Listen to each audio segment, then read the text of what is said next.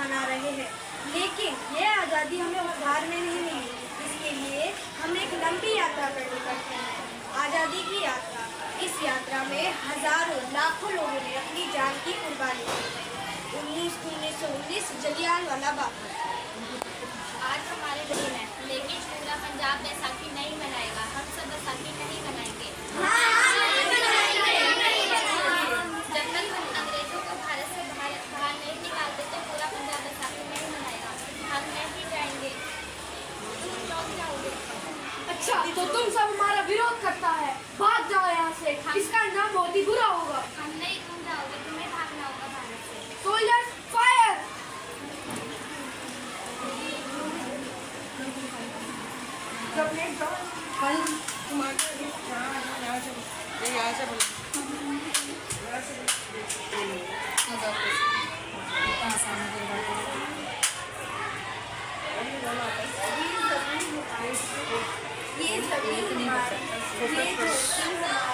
अभी थोड़ी देर पहले हमारी फसलें लहरा रही थी, पर इन अंग्रेजों ने हमारी सारी फसलें बर्बाद कर दी।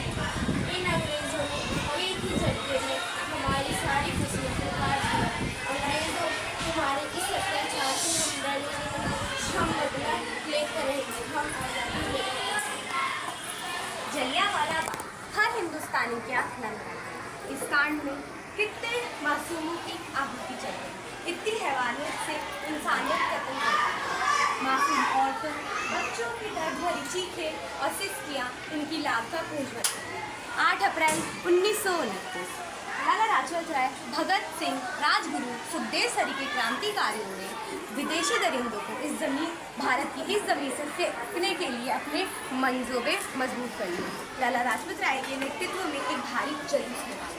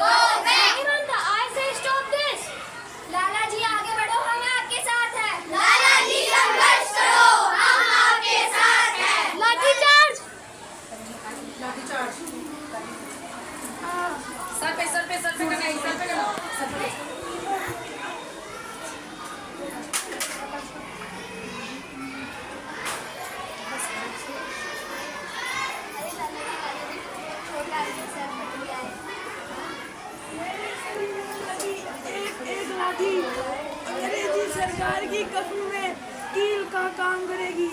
ये आज़ादी की लड़ाई रुकनी नहीं चाहिए। मैं ये जिम्मेदारी तुम सबको सौंप के जा रहा हूँ।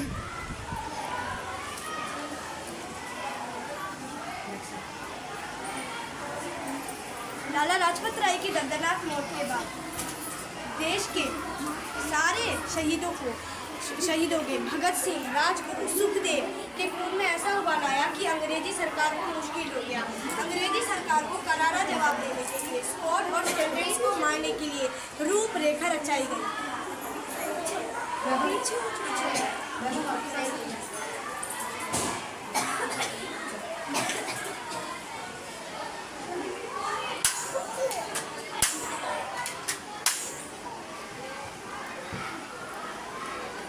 सैंडर्स मारा गया।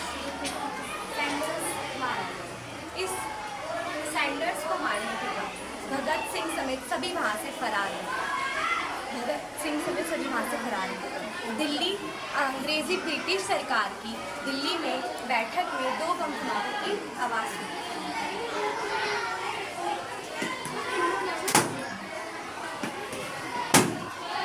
इन बम धमाकों ने अंग्रेजी हुकूमत को हिलाकर रखा। इन बम धमाकों को पढ़ने वाले राजगुरु, सुखदेव सरी और भगत सिंह ने अपने आप को अदालत के हवाले किया। 1930 अदालत ने अपना फैसला सुनाया।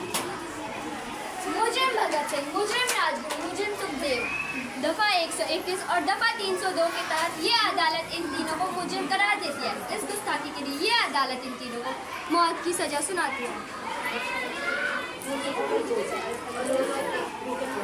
भगत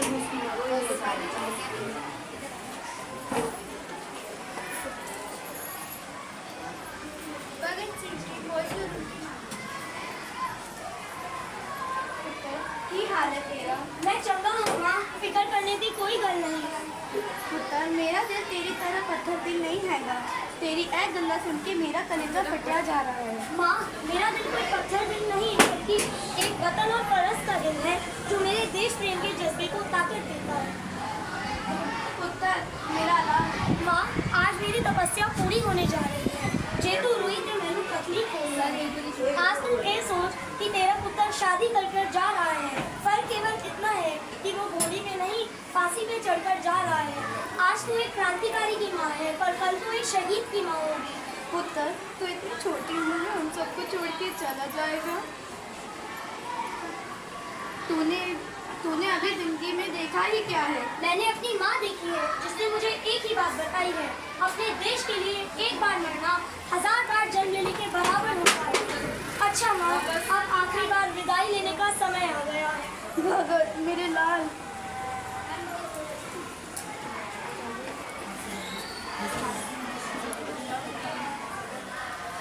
नमस्ते अंकल जी। अभी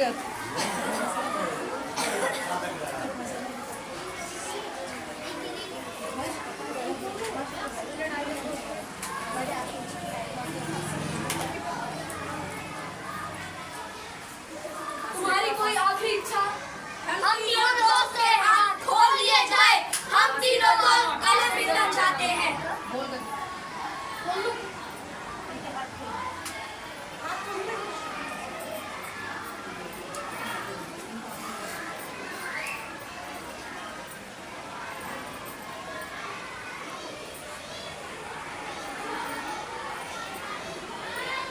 सरफरोशी की तमन्ना अब हमारे दिल में है।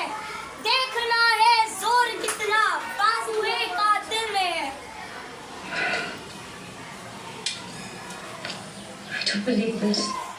देखना है जोर कितना बाजुए कातिल में। करता नहीं क्यों दूसरा कुछ बातचीत। देखता हूँ मैं जिसे वो चुप तेरी महफिल में।